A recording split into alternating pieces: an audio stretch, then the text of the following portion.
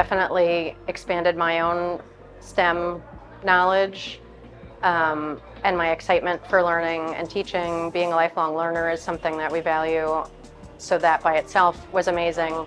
I think that teachers are able to learn so much about their students because we're living with them for the full week, and so you get to know your students in a different way than you would on any other sort of field trip. I think that this experience is something that students can use throughout the school year, simply because if they complete the task challenge, they're going to be continuously thinking about their environment. They'll think globally and act locally. And again, bringing together students who may not have otherwise worked together, but now they are, that's something they can do throughout the school year and beyond.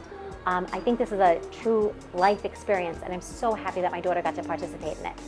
I guess I've discovered that I could live in a different area than I live now, like live in different conditions than I'm used to, and it still is all right. Like, I guess I'm able to adapt to my circumstances. I would recommend this trip for other students because, like I said, I think it could be very life-changing for other people who haven't been able to see other cultures like that. And also, if you enjoy nature, this is the place to come.